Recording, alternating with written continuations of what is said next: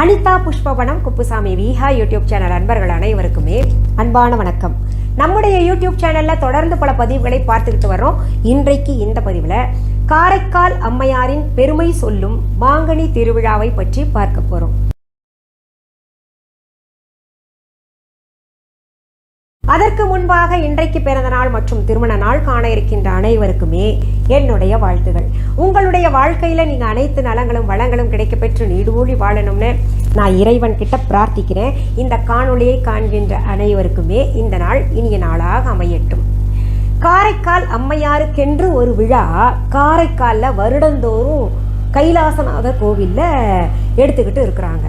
ஒரு மனித பிறவியாக பெண்ணாக பிறந்த இந்த காரைக்கால் அம்மையாருக்கு ஒரு திருவிழா, அதுவும் கோவிலில் எடுக்கிறாங்களா அப்படின்னு கேட்டிங்கன்னா எடுக்கிறாங்க. அவ்வளவு சிறப்பு வாய்ந்தவர் இந்த காரைக்கால் அம்மையார். 5 திருவிழா நடக்கும். 5 நாளுமே இறைவன் திருவீதி உலா வருவார்.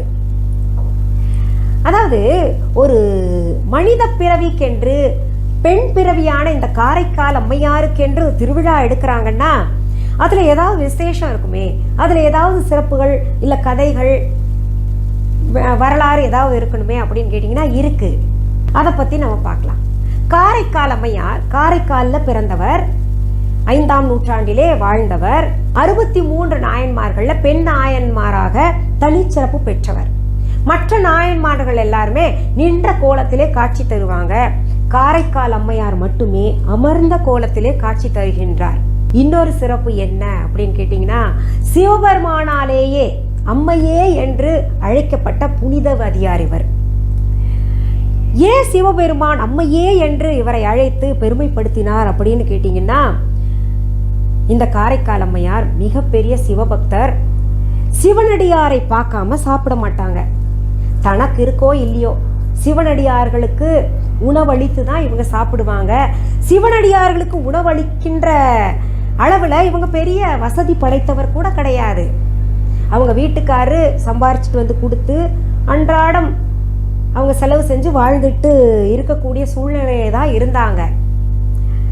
சிவபெருமான் எப்பவுமே பக்தர்களை சோதனை செய்கிறவராச்சே, இவரையும் சோதிக்கணும்னு முடிவு பண்ணிட்டாரு. ஒரு நாள் இந்த அம்மையாரின் கணவர் பரமதத்தன் 2 மாம்பழங்களை கொண்டு வந்து அம்மையார் கிட்ட கொடுத்துட்டு, மத்தியான சாப்பாட்டுக்கு வருவேன், வரும்போது இந்த மாம்பழத்தை எனக்கு வெட்டி வையுமா அப்படின்னு கொடுத்துட்டு போறாரு. கணவர் வருகின்ற அந்த இடைப்பட்ட நேரத்தில் பிக்ஷாடனர் ரூபம் கொண்டு, அதாவது சிவனடியார் ரூபம் கொண்டு, அம்மா தாயே சாப்பாடு கொடு அப்படின்னு கேட்குறாரு. அம்மையார் சிவனடியாரை வீட்டுக்குள்ளே அழைச்சிக்கிட்டு சாப்பாடு பரிமாறுறாங்க. தொட்டுக்க ஒன்றுமே இல்லை. கணவர் கொடுத்த 2 மாம்பழங்கள் தான் இருக்குது. அதை கொடுக்கலாமா, கொடுத்தால் கணவர் வந்து கேட்பாரே, அந்த மாதிரிலாம் சிந்திக்கல. ஒரு மாம்பழத்தை எடுத்து அரிஞ்சு சிவனடியாருக்கு வச்சுட்டாங்க. அவர் சாப்பிட்டு நல்லா இருக்குன்னு சொல்லிட்டு போயிட்டாரு. கணவர் அடுத்தது சாப்பிட்றதுக்கு வர்றாரு. மாம்பழம் எங்கம்மா அப்படின்னு கேட்ட உடனே கொண்டு போய் மாம்பழம் வைக்கிறாங்க. அதை சாப்பிட்டு அடடடா என்ன ருசியாக இருக்குது, ஆஹா இன்னொரு மாம்பழம் இருக்குல்ல அதையும் வெட்டி எடுத்துட்டு வா அப்படின்னு சொல்கிறாரு. அப்போ இந்த அம்மா கையை பிசைஞ்சிட்டு நிற்கிறாங்க. சமையல் அறைக்கு போகிறாங்க. கணவர் கேட்டுட்டாரே. இப்போ அந்த காலத்துலலாம் கணவர் மீறினா சொல்லு இல்லை, கணவர் ஒரு விஷயத்த கேட்டார்னா அது செஞ்சு தான் ஆகணுன்ற மாதிரி பெண்கள் வாழ்ந்துக்கிட்டு வந்தாங்க. இப்போ கணவர் வந்து 2 மாம்பழத்தை கொடுத்தாரு, 1 கொடுத்துட்டோம், இன்னொன்று எங்கேன்னு கேட்டார்னா என்ன சொல்கிறது, பகவானே எனக்கு என்ன இப்படி ஒரு சோதனை அப்படின்னு கையை பிசைஞ்சிட்டு நின்றுட்டு இருக்கும்போது சிவபெருமான் அந்த அம்மையாரின் கைகளில் ஒரு மாம்பழத்தை கொடுத்துட்டாரு. அதை அரிஞ்சு கொண்டு போய் கணவனுக்கு வைக்கிறாங்க. கணவர் சாப்பிட்டு பார்த்து அடடடா என்ன ருசி என்ன ருசி, கொடுத்த மாம்பழமே ரொம்ப ருசியாக இருந்தது, ஆனால் இந்த மாம்பழம் அதை தாண்டி ருசியாக இருக்கே, இவ்வளோ ருசியான மாம்பழம் வந்து இது வரைக்கும் நான் சாப்பிட்டதே இல்லை, இது என்ன ஜாதியை சேர்ந்ததுன்னு கூட தெரியல, நான் வந்து உனக்கு கொடுத்த மாம்பழம் 2மே ஒரே ஜாதியை சேர்ந்ததாக இருந்தது, ஆனால் இது வந்து தெய்வீக சுவையை தருதே, இது என்ன மாம்பழம், கட்டாயம் இது நான் கொடுத்த மாம்பழம் கிடையாது அப்படின்னு கேட்ட உடனே இந்த தாயாருக்கு என்ன சொல்கிறதுன்னே தெரியல. ஏன்னா சிவபெருமான் வந்து மாம்பழத்தை கொடுத்தாருன்னு சொன்னால் வீட்டுக்காரர் நம்பவா போகிறாரு. ஆனால் சொல்லிதான் ஆகணும், வர வழி இல்லை. அது நம்மளாலும் சரி நம்மளனாலும் சரி நம்ம சொல்லுவோம்னு சொல்லிட்டு எனக்கு வந்து சிவபெருமான் தான் இந்த மாம்பழத்தை கொடுத்தாரு அப்படின்னு சொல்கிறாங்க. அப்படியா அப்படின்னு நக்கலாக கேட்ட இவர் என்ன பண்ணார், சரி அப்படி கொடுத்தது உண்மைனா இன்னொரு மாம்பழத்தை சிவபெருமான்கிட்ட கொடுக்க சொல்லேன் அப்படின்னு சொல்கிறாரு. இந்த தாய் மறுபடியும் வேண்டி நிற்கிறாங்க. இன்னொரு மாம்பழமும் இந்த தாய் கைகளில் வந்து சேருது. அதை பார்த்த பரமதத்தன் வெளவெளத்து போய், இவர் சாதாரண பெண்மணி அல்ல, புனிதவதியார், இறை பெண்மணி இவர் அப்படின்னு முடிவு செஞ்சுக்கிட்டு என்ன பண்ணுறாரு, வீட்டை விட்டு வெளியில் கிளம்பிடுறாரு. மனம் போன போக்கில் போய்கிட்டு மனைவியை பிரிஞ்சு போகிறார் இல்லையா, பிரிய மனம் இல்லாமல் தான் தெய்வீக பெண்மணி எப்படி குடும்பம் நடத்த முடியும். மனம் போன போக்கில் போகிறாரு, ஒரு பிஸ்னஸ் தொடங்குறாரு, வேறு ஒரு பெண்ணை பார்த்து திருமணம் செஞ்சுக்கிறாரு. அவர்களுக்கு பிறந்த ஒரு பெண் குழந்தைக்கு இந்த அம்மையாருடைய பெயரையே, புனிதவதியார் என்கின்ற பெயரையே சூட்டுகிறார். இதெல்லாம் இந்த அம்மையாருக்கு தெரியல. கணவனை தேடி போனதில் இந்த விஷயத்தையெல்லாம் தெரிஞ்சுக்கிட்டு இதுக்கு மேலே என்ன வாழ்கிறதுல இருக்குது அப்படின்னு சொல்லிட்டு எல்லாத்தையும் திறந்துட்டாங்க. அழகாக இருப்பாங்க, தன் அழகை துறந்தார், ஒரு வயதான தோற்றத்தை அடைந்தார். வேணும்னு எல்லாமே சிவபெருமான்கிட்ட தான் கேட்டாங்க, என்னுடைய அழகு போகணும், வயதான தோற்றம் கிடைக்கணும் அப்படின்னு அவங்க வேண்டிக்கிட்டாங்க. அதன்படி வேண்டுதல் படி அவருக்கு அதே மாதிரி அமைஞ்சது. சிவபெருமானுக்காக தொண்டுகள் செய்து சிவபெருமான் கோயில் கோயிலாக போனாங்க. சிவனடியார்களுக்கு முடிந்த அளவுக்கு உணவு எல்லாம் செஞ்சு போட்டாங்க. இப்படி தன் வாழ்க்கையை சிவபெருமானுக்காகவே அர்ப்பணித்தார்.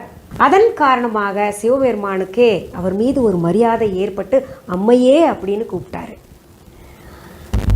இன்னொன்று, அவரை சிறப்பிக்கும் வகையில், பெருமையை சேர்க்கும் வகையில் காரைக்காலில் அவர் பிறந்த ஊரிலேயே கோயில் கொண்டு அந்த கோவிலிலே இந்த மாங்கனி திருவிழாவை முன்னிட்டு 5 நாள்கள் விசேஷங்கள் அங்கே நடைபெறும். அதாவது பரமதத்தன் மாப்பிள்ளை அழைப்பு நடந்தது, அப்புறம் திருக்கல்யாணம் அம்மைக்கு நடந்தது, பிக்ஷாடன வேடம் பூண்டு சிவபெருமான் வந்தது, அவருக்கு இவர் உணவளித்தது, மாம்பழம் கொடுத்தது, இதெல்லாம் விசேஷங்களாக காரைக்காலில் அமைந்துள்ள சிவபெருமான் கோயிலில், கைலாசநாதர் கோயிலில் 5 நாள்கள் தொடர்ந்து உற்சவம் எல்லாம் நடக்கும்.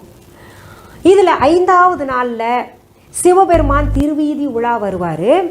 அப்போது அங்கே அந்த ஊரில் இருக்கக்கூடிய பக்தர்கள் அத்தனை பேருமே கூரையில், மேலே மொட்டை மாடியில், இப்போ கூரையில் இருந்துக்கிட்டு, மொட்டை மாடியில் இருந்துக்கிட்டு மாங்கனியை தூக்கி வீசுவாங்க. இதில் என்ன ஐதீகம் இருக்குன்னா, அப்படி வீசப்படுகின்ற மாம்பழம் யார் கையில் சிக்குதோ அதை பெற்று அவர்கள் சாப்பிட்டாங்கன்னா அவர்களுக்கு குழந்தை பிறக்கும். அதாவது குழந்தை பேர் இல்லாதவங்க, சுற்று வட்டாரத்தில் இருக்கிறவங்க எல்லாம் இந்த மாங்கனி திருவிழாவில் போய் கலந்துப்பாங்க. இப்படி வீசப்படுகின்ற மாம்பழத்தை பெற்றுக்கொண்டு அதை சாப்பிடுவாங்க. கிடைக்காதா அப்படின்னு கையேந்திக்கிட்டு நிற்பாங்க. அப்படி கிடச்சிருச்சுன்னா, ஆஹா இந்த தடவை எனக்கு குழந்தை உறுதியாக நிற்கும், எனக்கு குழந்தை பாக்கியம் கிடைக்கும் அப்படின்றது. அதாவது அது இறைவனே அறிவுறுத்துகின்ற வகையில் அவங்க நினைக்கிறாங்க. இன்னொன்று, சிவபெருமானுடைய பரிபூர்ண அருள் தனக்கு கிடைத்து விட்டதாக இந்த மாம்பழம் கிடைக்க பெற்றவர்கள் நினைக்கிறாங்க.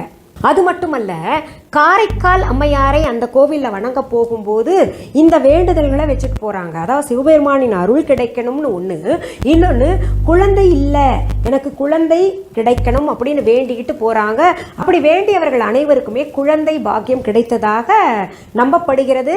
அதனால் பக்தர்கள் நாளுக்கு நாள் அந்த கோவிலுக்கு வேண்டுதல் வைப்பதற்காகவே போகிறாங்க. இந்த பதிவில் காரைக்கால் அம்மையாரின் சிறப்பு நம்ம பார்த்தோம். நிறைய பேர் நினைப்பாங்க சாமி இருக்காங்களா இல்லையான்னு.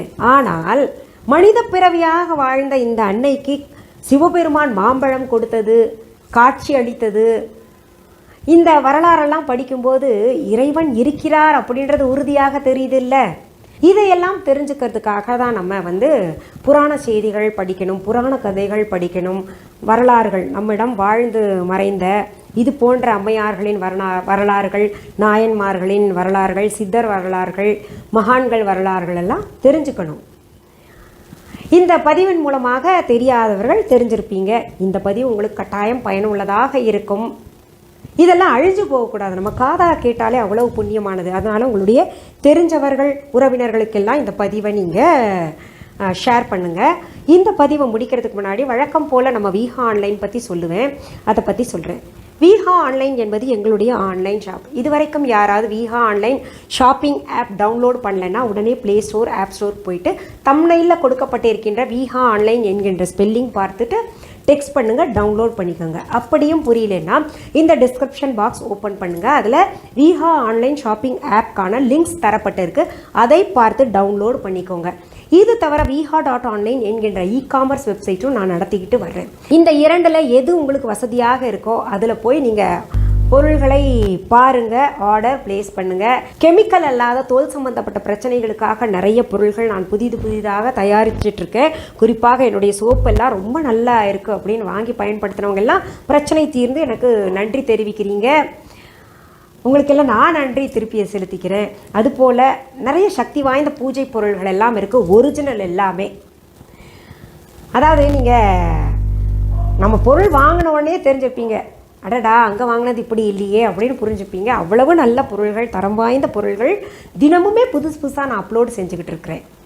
நேரில் பொருள்கள் பார்த்து வாங்கணும் அப்படின்னு நினைக்கிறவங்க சென்னை ராஜா அண்ணாமலைபுரத்தில் இருக்கக்கூடிய எங்களுடைய விஹா கடைக்கு வாங்க. அதற்கான phone number, address viha.online e-commerce வெப்சைட்லேயும் விஹா ஆன்லைன் ஷாப்பிங் ஆப்லேயும் தரப்பட்டிருக்கு. அதை பார்த்து வரலாம். அதையும் தாண்டி கூகுள் மேப்ஸில் போயிட்டு விஹா ஷாப் சென்னை அப்படின்னு டெக்ஸ்ட் பண்ணிங்கன்னா அந்த கூகுள் மேப் டைரக்ட் பண்ணிவிட்டு உங்களை கொண்டு வந்து எங்கள் கடையில் சேர்த்து விடும். எங்களுடைய விஹா கடைக்கான கிளைகள் வேறு எங்கேயுமே கிடையாது. சென்னையில் ஒன்றே தான் வச்சு நடத்திக்கிட்டு இருக்கேன். என்னுடைய பெயர், புகைப்படம், வீடியோவை பயன்படுத்திக்கிட்டு யாராவது அவங்க கடை தாங்க, அவங்க கிட்ட இருந்தால் பொருள்கள் வாங்கி எங்கள் கடையில் கொடுத்துக்கிட்டு இருக்கோம் அப்படின்னு சொன்னாங்கன்னா முற்றிலும் தவறான செய்தி. ஏன்னா அப்படி ஒரு விஷயம் இருந்துச்சுன்னா நானே அனௌன்ஸ் பண்ணுவேன். இல்லை அப்படி செய்யணும்னு விரும்புகிறவங்க எனக்கு கமெண்ட்ஸில் தெரிவிங்க. இல்லை ஒரு வாட்ஸ்அப் நம்பர் கொடுத்துருப்பேன், அதில் கூட தெரிவிக்கலாம். இன்னொரு முக்கியமான விஷயம், எங்களுடைய viha.online இ-காமர்ஸ் வெப்சைட் தவிர, எங்களுடைய விஹா ஆன்லைன் ஷாப்பிங் ஆப் தவிர எங்களுடைய பொருள்கள் வேறு எந்த வெப்சைட்லேயோ வேறு எந்த ஆன்லைன் ஷாப்பிங் ஆப்லேயும் கிடைக்காது. அப்படி கிடைச்சது விஹா அப்படின்ற பெயர் பயன்படுத்திக்கிட்டு கிடச்சிதுன்னா அதுக்கும் எனக்கும் தொடர்பு கிடையாது. எங்களுடைய விஹா என்கிற பெயர் பச்சை எழுத்தில் இருக்கும். அதுலேயும் மிஸ்ஸஸ் அனிதா குப்புசாமி அப்படின்னு இருக்கும். அதை பார்த்து தெரிஞ்சுக்கோங்க. இது எதுக்காக சொல்கிறேன்னா, என்னுடையதுன்னு நினச்சி வாங்கிக்கிட்டு நீங்கள் அதனால் ஏதாவது பிரச்சனைகள் எதிர்கொண்டால் அதற்கு என்ன தான் திட்டுவீங்க. எனக்கும் அதற்கும் தொடர்பு கிடையாதுன்றதை நான் தெளிவுபடுத்தணும் இல்லையா, அதுக்காக தான் சொல்கிறேன். சரி, உங்களுக்கு எது போன்ற பதிவுகள் வேணுன்றதை கமெண்ட் பாக்ஸில் தெரிவிங்க. அதை படித்து நான் கட்டாயமாக பதிவுகளாக தருவேன். கொஞ்சம் முன்ன பின்ன காலதாமதம் ஆச்சுன்னா கூட கட்டாயம் தருவேன்ற ஒரு நம்பிக்கையில் இருங்க. மீண்டும் சந்திக்கலாம். அது வரைக்கும் நன்றி, வணக்கம். அன்பான வாடிக்கையாளர்களே, உங்கள் விஹா ஸ்டோரில் பூஜை பொருட்கள், சிலைகள், ராசிக்கற்கள், வாஸ்து பொருட்கள், விதைகள், பாரம்பரிய அரிசி வகைகள், சிறுதானியங்கள், ஆர்கானிக் பொருட்கள், மூலிகை எண்ணெய், மளிகை பொருட்கள், மரச்செக்கு எண்ணெய், மரப்பொருட்கள், வெள்ளி ஆபரணங்கள், கிஃப்ட் ஆர்டிகல்ஸ், காட்டன் மற்றும் பட்டு புடவைகள், காட்டன் சுடிதார்கள், பட்டு பாவாடை, குழந்தைகளுக்கான விளையாட்டு பொருட்கள், ஹை குவாலிட்டி இமிடேஷன் நகைகள், வீட்டு உபயோக பொருட்கள், ஜூட் பேக்ஸ், ஹேண்ட்மேட் சோப்ஸ், அழகு சாதன பொருட்கள், சிறுதானிய பிஸ்கெட்டுகள், ஹோம் அப்ளையன்சஸ், இன்னும் பற்பல பொருட்கள் விற்பனைக்குள்ளது. விஹா ப்ராடக்ட்களை நீங்கள் வாங்க விரும்பினால் அது எங்களுடைய viha.online வெப்சைட் மற்றும் சென்னை ராஜா அண்ணாமலைபுரத்தில் உள்ள எங்கள் விஹா ஸ்டோரில் மட்டுமே கிடைக்கும் என்பதை தெரிவித்துக் கொள்கிறோம். வேறு எந்த ஆன்லைன் வெப்சைட்களிலும் விஹா ப்ராடக்ட்கள் விற்பனைக்கு கிடையாது என்பதை நீங்கள் கவனத்தில் கொள்ள வேண்டும். எங்கள் விஹா ஸ்டோரின் விலாசத்தை கண்டறிய கூகுள் மேப்ஸில் விஹா ஸ்டோர் என்று டைப் செய்தால் வழியை கண்டறியலாம். www.viha.online வெப்சைட்டிலும் விஹா ஸ்டோரின் அட்ரஸ் உள்ளது.